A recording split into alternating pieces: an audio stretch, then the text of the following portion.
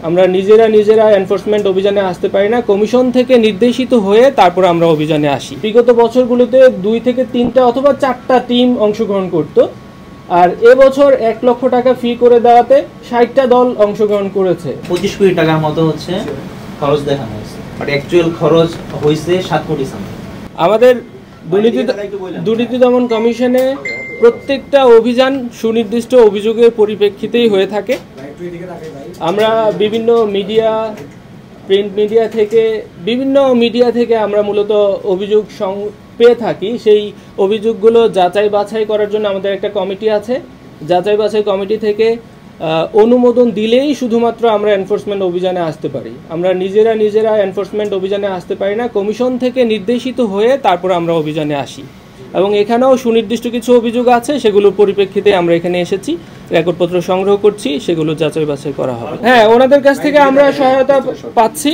এখানে সিইও আছেন, যে 3rd ডিভিশন কোয়ালিফাইংয়ের যে ব্যাপারগুলো বিগত 5 থেকে 7 বছরে যারা অংশগ্রহণ করেছে, পার্টিসিপেট করেছিল, ওই নির্দিষ্ট ফিটা জমা দিয়ে ওরকম যে লিস্টটা আছে সেটা সংগ্রহ করেছি, এবং তখনকার রিকোয়ারমেন্টগুলো কী ছিল, বর্তমান রিকোয়ারমেন্টগুলো কী আছে, সেগুলো আমরা আসলে তুলনামূলক আলোচনা যাচাই বাছাই করে দেখব যে এখানে আসলে কোনো ধরনের অসঙ্গতি আছে কি না।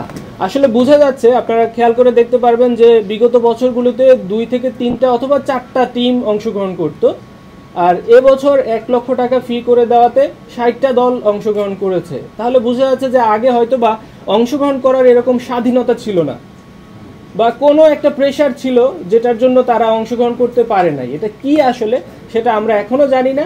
আমরা রেকর্ডপত্র সংগ্রহ যেহেতু করেছি, সেগুলো যাচাই বাছাই করে বুঝতে পারবো যে আসলে এখানে কি অসঙ্গতি ছিল। যে কনসার্ট সহ যে প্রোগ্রামটা হয়েছিল, এখানে ইন টোটালি প্রায় হচ্ছে 25 কোটি টাকার মতো হচ্ছে খরচ দেখানো হয়েছে।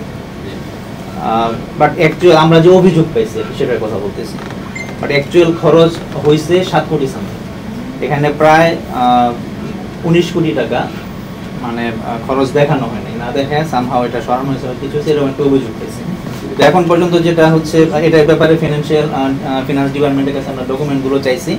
তো আমরা যেটা এখন পর্যন্ত বুঝতে পারছি যে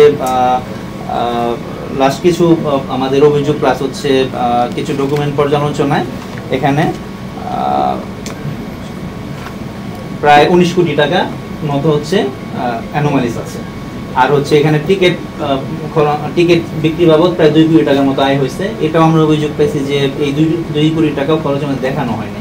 তো সেই হিসেবে এই যে টাকা সরানো বা আত্মসাতের ইস্যুটা এখানে আরও একটু বাড়তে পারে, 20 কোটিও প্লাস হতে পারে। তো এটা আমরা এখন পর্যন্ত কনফার্ম হয় নাই, এটা রিলেটেড ডকুমেন্ট এখনো পাইনি হাতে। এটা ডকুমেন্ট পেলে অ্যাকচুয়াল ফিগারটা আমরা বলতে পারবো। এটা অভিযোগের কথা আমি বললাম, এটা নিয়ে কাজ করতেছি। বরাদ্দ ছিল, এরপরে হচ্ছে খরচ দেখানো হচ্ছে 25 কোটি। হ্যাঁ, কিন্তু খরচ হচ্ছে 7 কোটি টাকা। এটা আমরা অভিযোগের মাধ্যমে জানতে পারছি।